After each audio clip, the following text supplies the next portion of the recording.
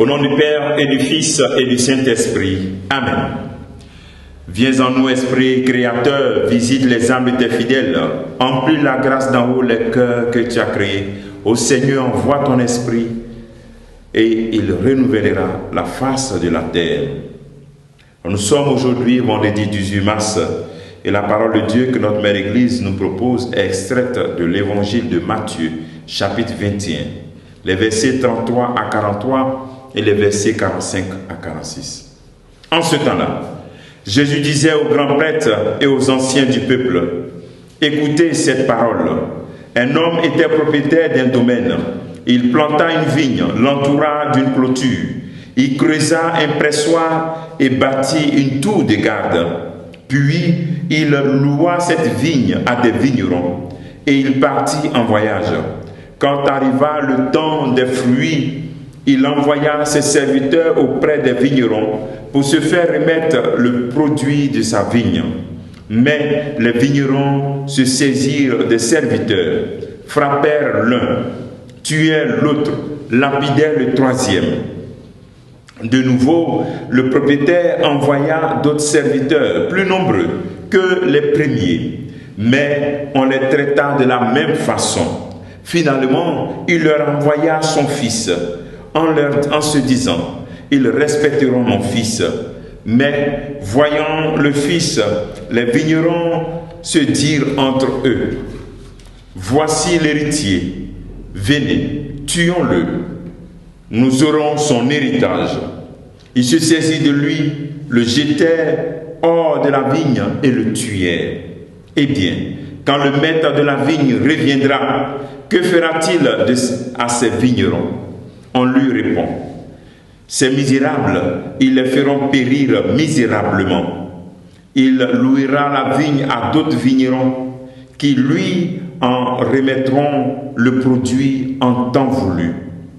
Jésus leur dit, n'avez-vous jamais lu dans les Écritures, la pierre qu'ont rejetée les bâtisseurs est devenue la pierre d'angle. C'est là l'œuvre du Seigneur, la merveille devant nos yeux. Aussi, je vous le dis, le royaume de Dieu vous sera enlevé pour être donné à une nation qui lui fera produire ses fruits. En attendant les paroles de Jésus, les grands prêtres et les pharisiens avaient bien compris qu'il parlait d'eux.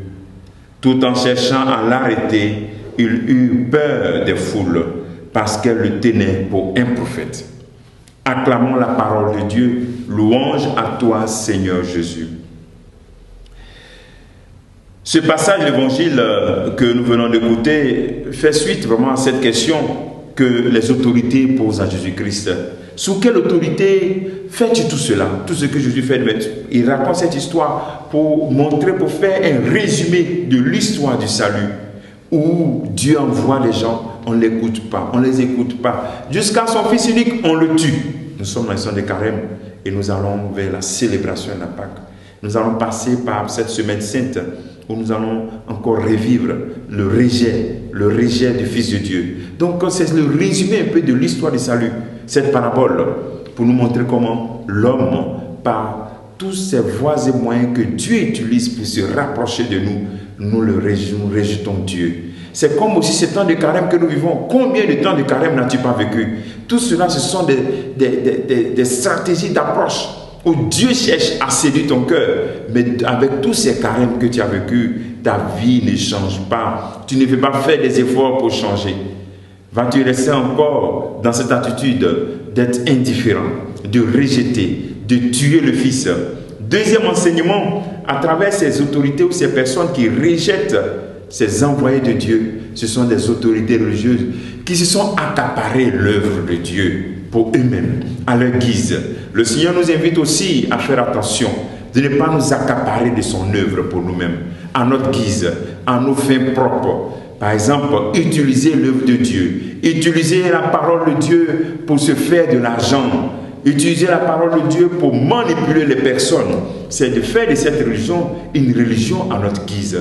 Demandons au Seigneur au cours de cette journée de nous éviter vraiment ces deux tentations-là. De nous éviter l'indifférence face aux personnes qui nous parlent, au messager de la parole de Dieu, ou bien la parole de Dieu qui nous rejoint, et de nous éviter de tomber dans la tentation de manipuler la religion à notre guise.